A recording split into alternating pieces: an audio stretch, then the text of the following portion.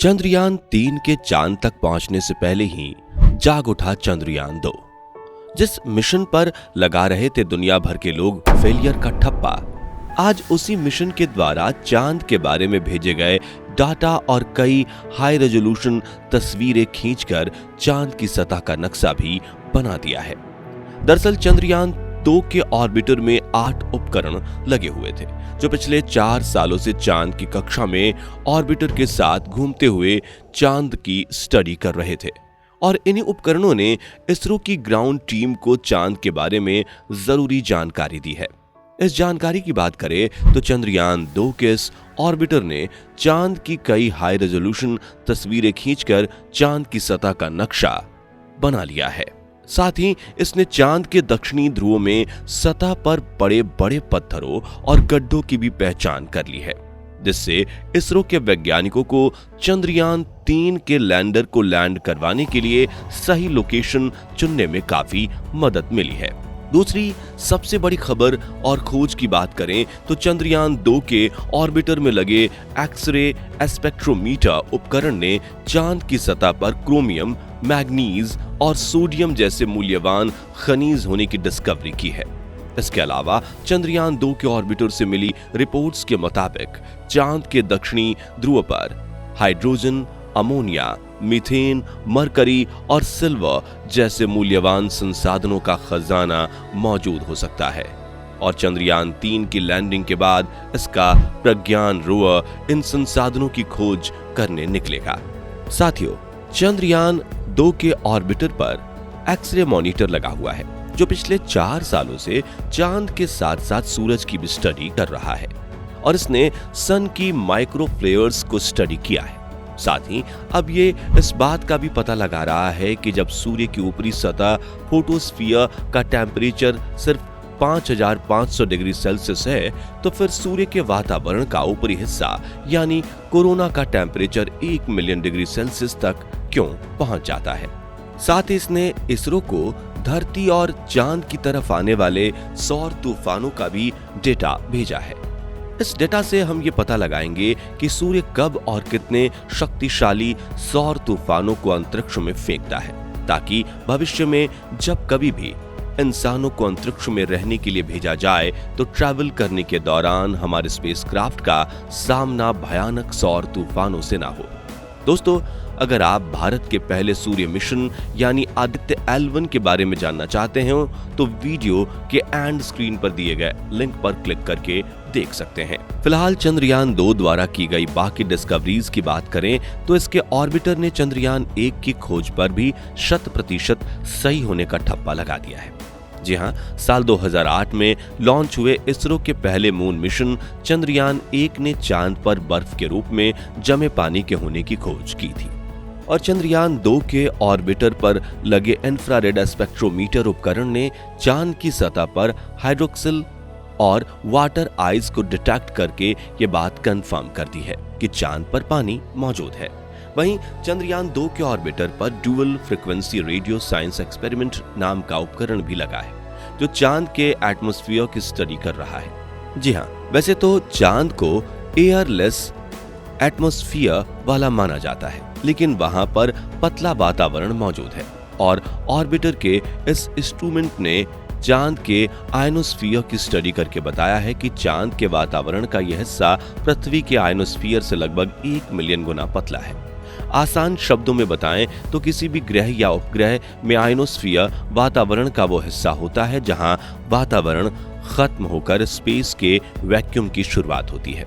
यानी किसी भी ग्रह या उपग्रह के वातावरण में एंट्री और एग्जिट करने के लिए उसके आयनोस्फीयर के बारे में सटीक जानकारी होना काफी जरूरी है। इसके अलावा चंद्रयान 2 का ऑर्बिटर चांद की सतह के गड्ढों की भी जांच करने में लगा हुआ है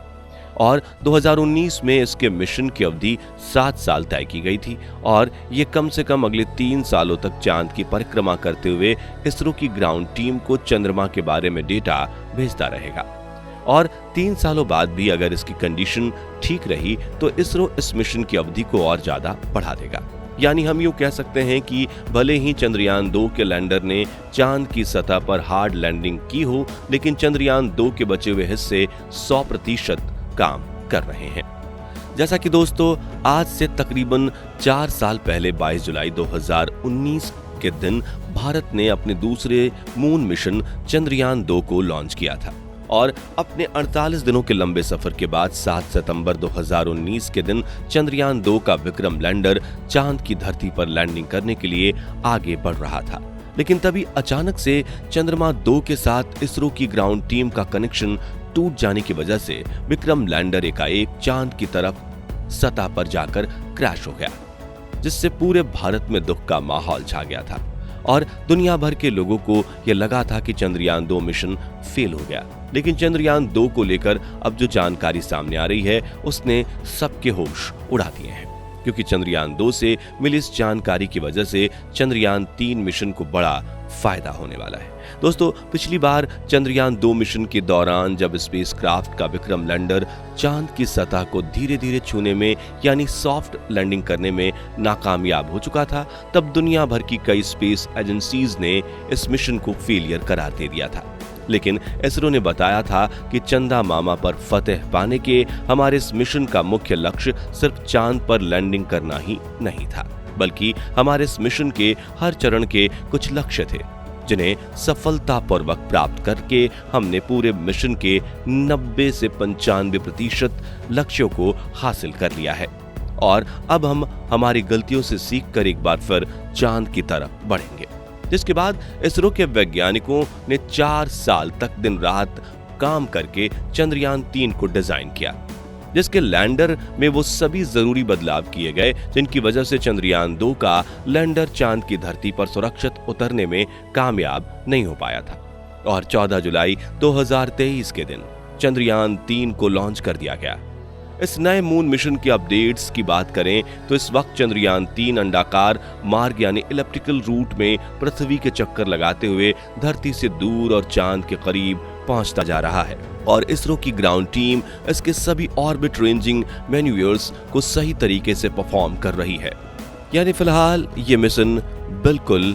प्लान के मुताबिक चल रहा है और सब कुछ सही रहा तो 1 अगस्त को चंद्रयान 3 पृथ्वी के गुरुत्वाकर्षण सीमा से बाहर निकलकर चांद की तरफ बढ़ेगा और 5 अगस्त के दिन लूनर ऑर्बिट इंसर्शन यानी चांद की कक्षा में प्रवेश करने की प्रक्रिया शुरू होगी और 23 अगस्त के दिन चंद्रयान 3 का विक्रम लैंडर चांद की सतह पर लैंडिंग करेगा, जिसके बाद चंद्रयान 3 का प्रज्ञान रोवर चांद की सतह पर 14 दिन के सफर करके इसके दक्षिणी ध्रुव के बड़े बड़े गड्ढों की तलाशी लेने वाला है। बता दें कि चांद के दक्षिणी ध्रुव में 1 सेंटीमीटर से लेकर 2500 किलोमीटर तक बड़े बड़े गड्ढे मौजूद हैं, जिनमें से कई ऐसे क्रेटर्स हैं जहां अरबों सालों से सूरज की रोशनी नहीं पड़ी है और वैज्ञानिकों के मुताबिक इन्हीं क्रेटर्स में थोड़ा बहुत नहीं पूरे 10 करोड़ टन पानी मौजूद हो सकता है और अगर चंद्रयान 3 ने इस पानी की खोज कर दी तो ये स्पेस एक्सप्लोरेशन फील्ड की आज तक की सबसे बड़ी खोज होगी,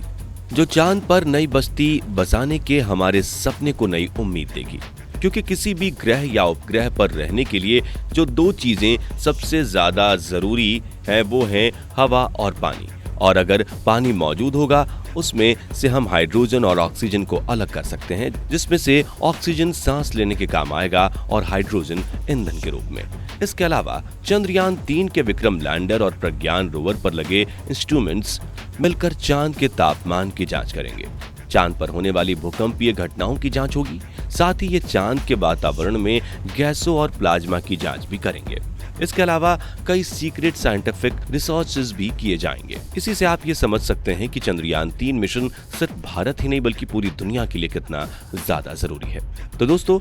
अगर आप भी हमारी तरह यही चाहते हैं कि चंद्रयान 3 मिशन सफल हो तो आइए कमेंट बॉक्स में साथ मिलकर इस मिशन की कामयाबी के लिए दुआएं करते हैं। और अगर आपको ये जानकारी पसंद आई हो तो वीडियो को लाइक और शेयर जरूर कीजिए। साथ ही ऐसे ही रोमांचक वीडियोस देखते रहने के लिए हमारे चैनल को सब्सक्राइब करके पास वाली घंटी जरूर बजा दीजिए। धन्यवाद।